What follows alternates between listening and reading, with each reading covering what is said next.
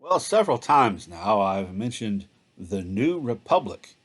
And of course, by that I mean the new country, the United States of America, that was officially born, officially formed on July 4th, 1776, when it declared its independence officially to the world in the Declaration of Independence.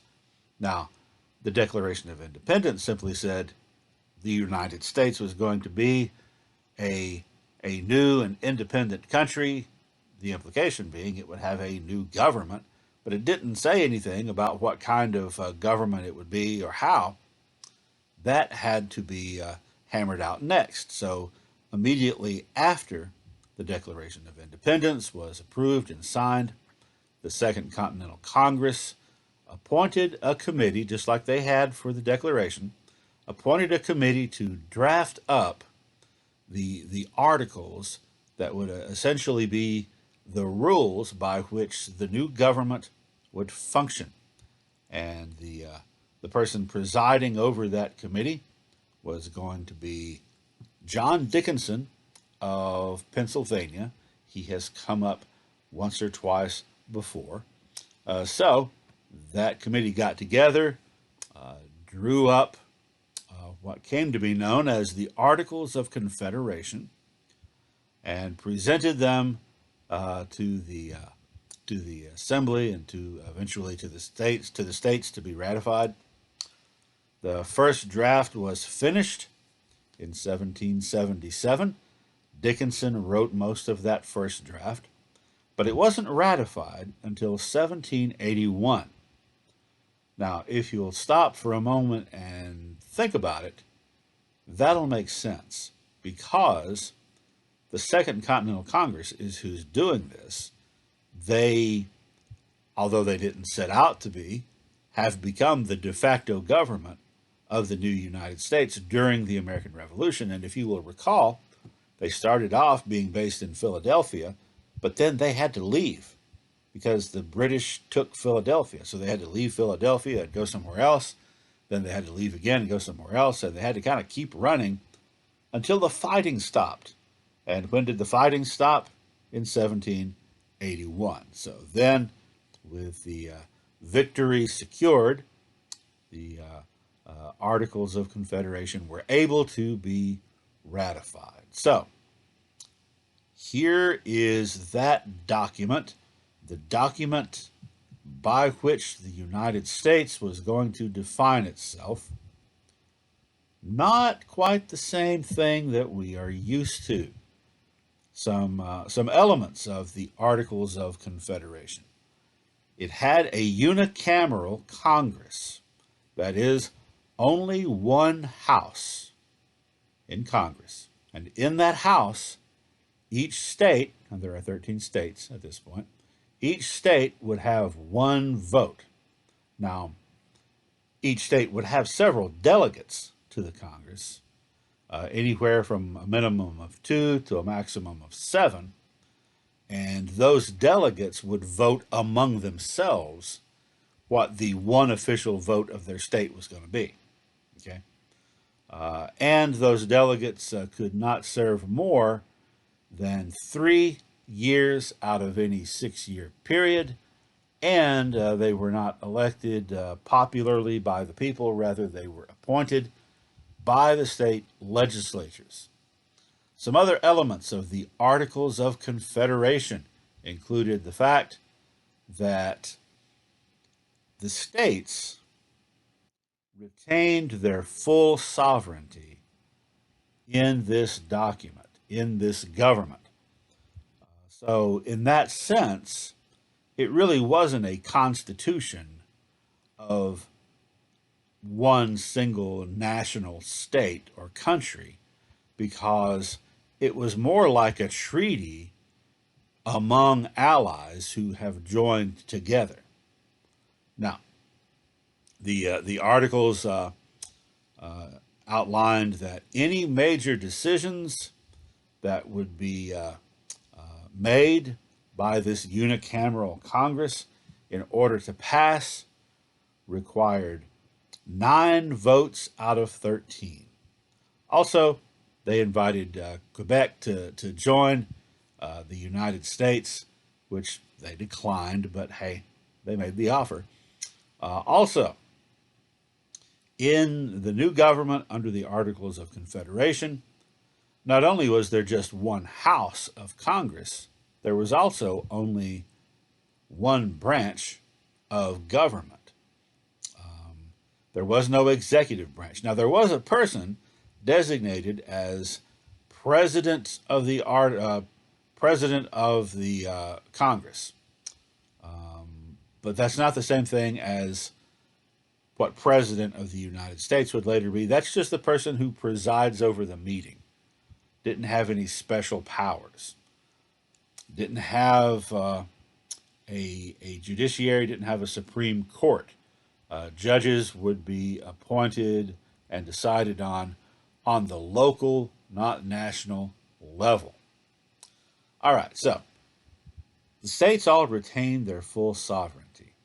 If you've heard about the conflict in American history between the concepts of states' rights versus national rights, this document and this government was firmly a states' rights document.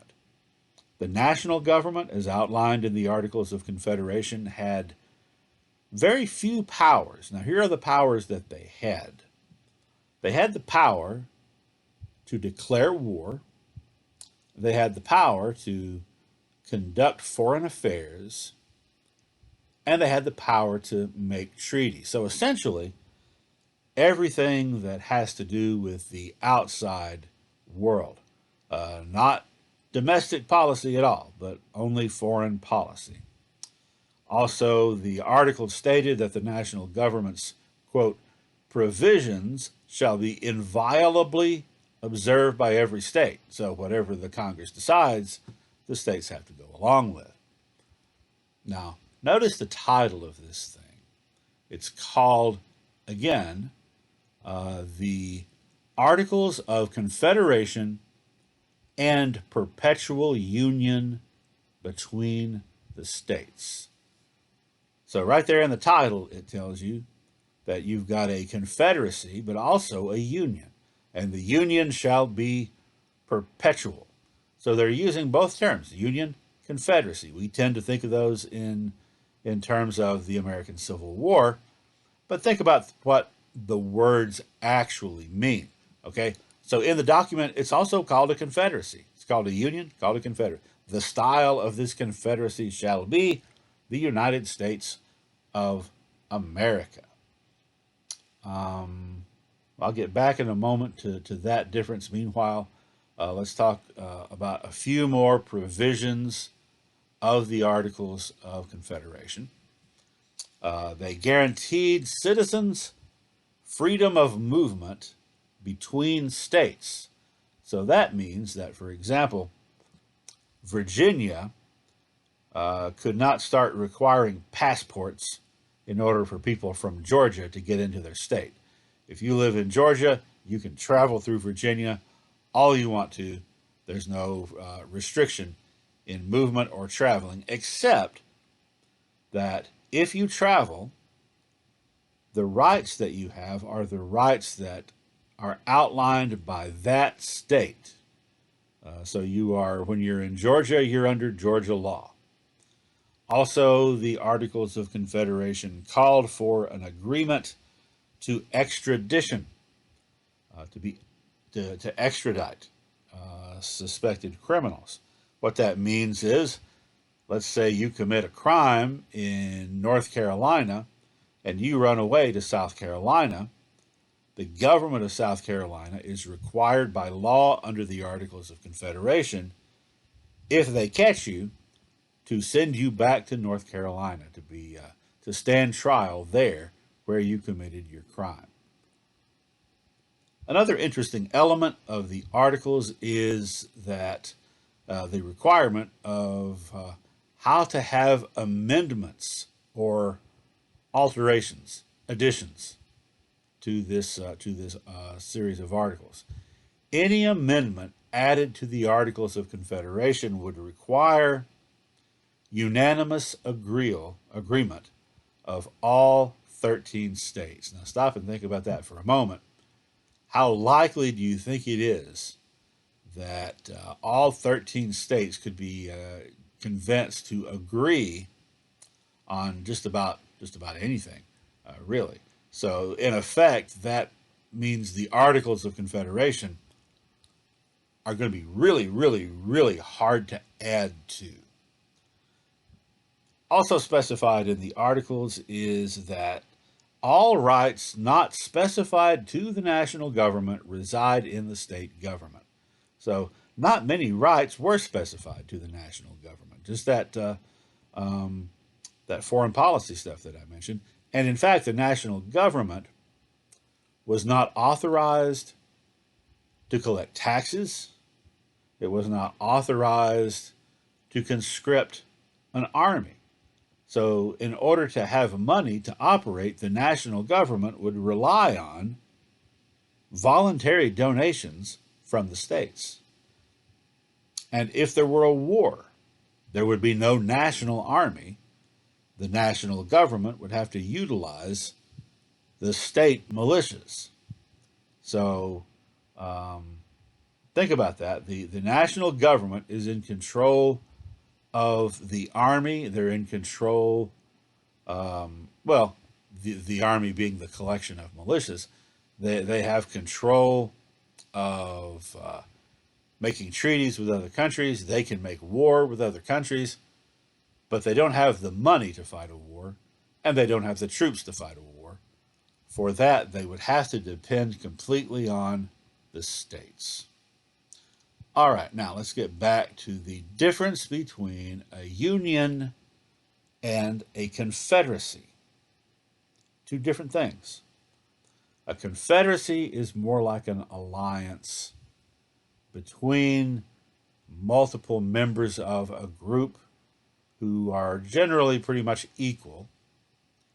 A union is when something new is produced by uniting together two or more separate parts. So this document calls the United States both of those things, but spoiler alert, this document's not going to be in effect for a very long time, and there will eventually be a decision that has to be made between a union or a confederacy. So to kind of help me to visualize this, I think of it this way. A confederacy, which is a bunch of equal parts coming together in an alliance, is kind of like a tossed salad, right? So you got your onions, you've got your broccoli, you've got your cucumbers, whatever it is, carrots, they're all in there. And you put all of it together, it makes a salad, and it tastes all nice and salady. But when you're eating that salad, you can definitely distinguish, oh, this is a carrot, separate from the rest of the salad. You can take all the carrots out, you know? A union, producing something completely new from two parts, would be like if you took that salad and put it in a blender and pushed the on button. Once that happened, you had a union, and according to the Articles of Confederation, what you had was a perpetual union. So it could not be dissolved. You could not separate it back out into its composite parts. So that's the difference. Now, later on, when we get to the Civil War, we talk about the Union and the Confederacy. I'm going to go ahead and tell you now, while we're on this subject, the Confederacy modeled their government more on the Articles of Confederation and states' rights. And I believe that one of the factors that determined the outcome of the Civil War, one of the factors was just the fact the North was a union and the South was a confederacy, because it's very difficult to get a bunch of composite parts to act together in unison or to work with one another if they're still considering themselves separate from the main body. which is what the South did in the Civil War, and the North, the Union, had a completely different perspective and approach. But thing to remember, this thing was finally ratified 1781. Essentially, this is the government under which the United States operated in the 1780s.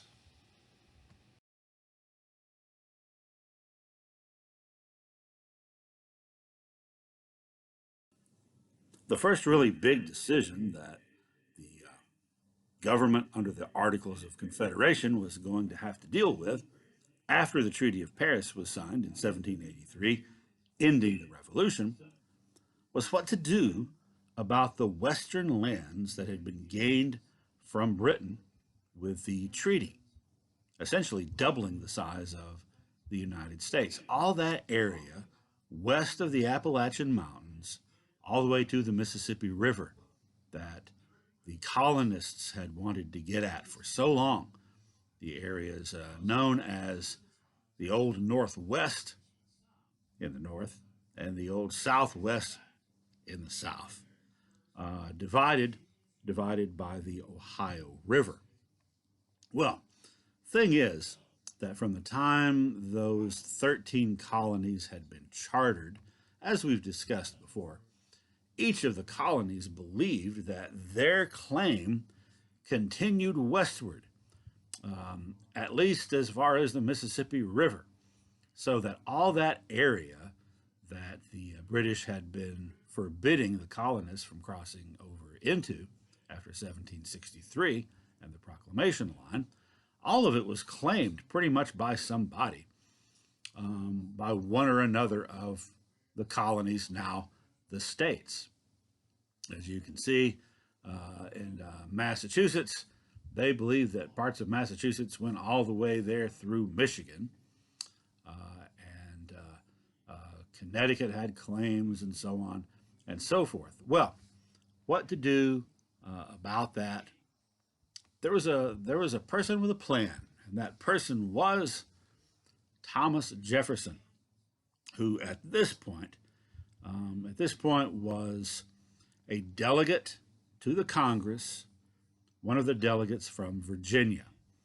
So he proposed that all that area west of the Appalachian mountain chain, that the 13 states give up their claim, that they hand that claim over to the federal government to administer and decide what to do with. Now, sometimes this took some finagling, sometimes it took making some deals to get the states to do that.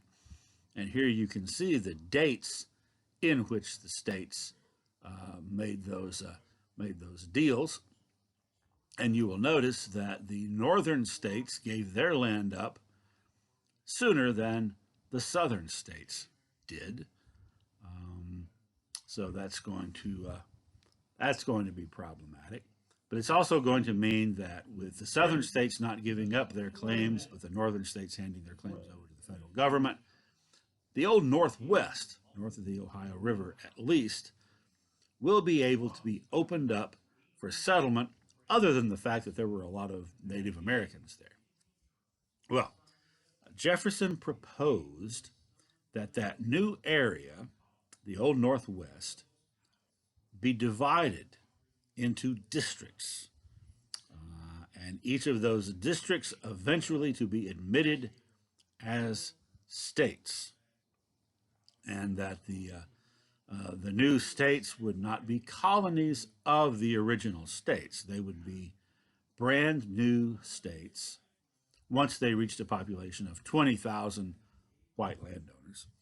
They would be brand new states, equal in every way to the original 13 states, which meant they would each have 2 senators and a proportionate number of representatives. He also proposed in his plan that slavery not be allowed in the West, by which we mean, of course, the Old Northwest and the Old Southwest. That failed by 1 vote. So it didn't happen. Slavery is going to be allowed. the old Northwest was going to be opened up to the government to be surveyed into plots, and those plots to be sold by the government. So Jefferson, as you know, being a very scientific minded and rational individual, came up with an idea to essentially divide those 10 future states into plots of land that were like squares on a grid that were roughly the same size, that again were square. And you could do that in the old Northwest because a lot of that land was flat, not mountainous at all, to today's northern Midwest. That kind of stuck, actually, and that's why when I was living in Illinois and constantly getting lost, because everyone that lives there in the upper Midwest seems to have their location on the grid imprinted on their brains automatically. You know, you'd ask someone where you were supposed to meet them, and they'd say, go south on this road, turn southeast, turn north, go to the northwest corner of the building. And I'm like, I can't even see the sun. I don't know where those things are because, you know, where I'm from in Tennessee, there's a lot of mountains and hills that you have to go around, right? But Midwest being kind of flat can be divided into grids like that, and in fact, eventually was. Now, here is a map to, of course, we got the map already we're looking at that shows you the area, the Northwest Territory. Jefferson's proposal passed in 1784, including his idea. And by the way, here is the map that shows what states eventually came out of the Northwest Territory: Ohio, Indiana, Illinois, Michigan, and Wisconsin, and part of Minnesota. Here, on the other hand, are the states that Jefferson had originally proposed. 10 states, including a state called Washington, just west of Pennsylvania, and a state called Saratoga, but other interesting names like Cheronisis, Asanasipia, Polypotamia, Metropotamia, Michigania, Sylvania. Sounds like a television. Anyway, that was Jefferson's proposal. That part didn't make it, didn't stick, because a lot of the leaders felt like 10 states is too much. That the population to get the minimum population of 20,000 voters. It would still be very sparsely populated, but they would have a disproportionately large amount of power in Congress, because this, we'll call this the Midwest, or still think of it as the old Northwest. With 10 states there, that would make them more powerful than the northern states or the southern states. So that idea was scrapped, and they decided to kind of take it essentially as it comes. But the most important part about Jefferson's plan, I think, is, well, a couple of important parts. An attempt to limit slavery from crossing the Appalachian Mountains, which included the Southwest, which is Mississippi and Alabama today, which almost passed. But also the idea that any new territories that were gained by the United States could be open to settlement, and eventually, when population merited it, could become equal states with the original 13 states. Well, eventually, the final form of this was passed by the Congress operating under the Articles of Confederation, the Northwest Ordinance of 1787. Now, they did manage, when the Northwest Ordinance was being passed, to have the votes to prevent slavery from being permitted in any of those areas of the Northwest, which is why, as those various regions became states, those states were from the beginning non-slave States. Also, the intent of the government was to show good faith toward the Indians in the region. And bear in mind, there were, as of 1787, quite a few living there. This was before some of the conflict that would arise in the Ohio country in the 1790s. All right, so here is where things lay by the year 1800. You see, there's all of the original 13 states, and now there are 3 new states by this point. Vermont, that was added in 1791, then Kentucky in 1792, and Tennessee in 1796. The Northwest Territory actually doesn't cover that whole region in 1800 because much of it is still Indian territory. Shawnee, Miami, and other Algonquin tribes, Ottawa, lived there. But part of it, as we will see how this happened in a little bit, the western part of it had been taken away from Indians, and they had been forced to cede that land, CEDE, to the United States.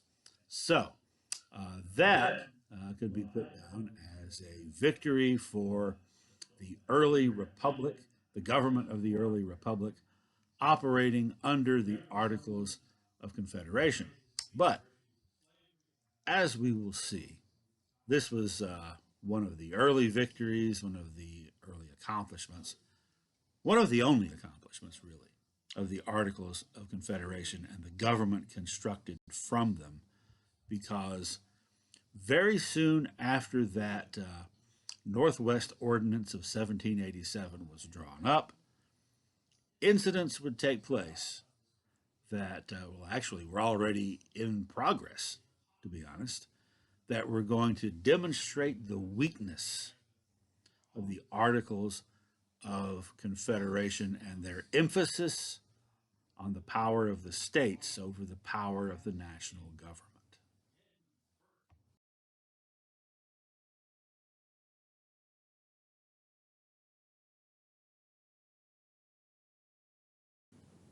The events that I referred to started in the summer of 1786 and lasted into January of the following year, 1787.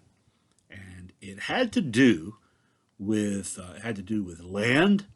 It had to do with state economic practices, and it had to do with Revolutionary War veterans. Now, each state was pretty well left up to its own devices to set its own economic policies. And in Massachusetts, this was going to lead to conflict. Now, think about all the people, all the men who had joined George Washington's Continental Army and the various militias, but particularly the Continental Army, the regular army, and had fought, in some cases for years, for the preservation of the new country that had been formed. Well, many of them, most of them, didn't get paid. There was no money to pay them a salary, and they were away from home for years. And while they were away, they weren't working their farms, they weren't making money, and property taxes continued to be levied against them by the states in which their property was held. So that when they got home from the war, not only had they not gotten paid, but they discovered that they owed enormous amounts of money for back taxes, and that they had not the means to pay for it, nor would, in Massachusetts, would they accept anything other than hard currency. And so they were all in danger of losing their farms. Now, in other states, the state governments had suspended those debts for war veterans, for patriots. In Massachusetts, they had not. Now, The governor of Massachusetts before this had been John Hancock, and he had not pursued the recovery of this tax money and the taking away of people's lands, even though essentially the state government called for it. But then he left office, and he was replaced, and the new governor did in fact call all these debts in, and they started foreclosing on the farms of veterans. Now remember, this is a time during which there were property requirements to be able to vote. So not only were they going to lose their farm, if they did, they would not have that property, and they wouldn't be able to vote either. So many of these veterans and other farmers gathered together and started to call themselves regulators, just like the guys in the Carolinas before the war. The principal leader of the rebelling farmers was a former captain in the Continental Army, Daniel Shays, who had fought at the Battle of Lexington and at the Battle of Bunker Hill and at the Battle of Saratoga, and who had been wounded. So he becomes their leader, the principal spokesperson, and initially what they started doing was basically occupying the courthouses, surrounding the courthouses so the judges couldn't get in to issue foreclosure orders. Tension mounted with the state government. There was no federal army to send in to suppress this rebellion because, well, the national government under the Articles of Confederation had the right to raise an army, but they didn't have a right to draft anybody, and they didn't have money to pay anybody, so nobody joined. So there was no army, basically.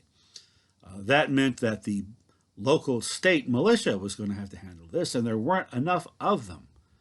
So the governor actually embarked on a bit of an outreach program to get merchants in Boston to donate money to suppress this rebellion.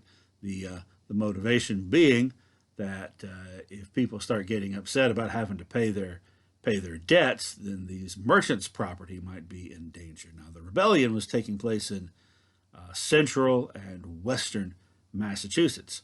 125 Boston merchants, that's over on the other end of the state, contributed enough money to raise a large militia, mostly made up of people from the Boston or eastern Massachusetts area. And so they were sent after the regulators or the rebels, who had themselves not only taken on the name regulators, they had been using basically the methods of the Sons of Liberty. If you think about it, they weren't doing anything differently than the Sons of Liberty had been doing before the war, except the Sons of Liberty had been doing it in opposition to the British government, which gave them no representation, but did give them taxation. A lot of the people who had been involved in the Patriot movement, a lot of the leaders of it before the war, had a totally different view when it was rebels against the authority that they had established in a republic.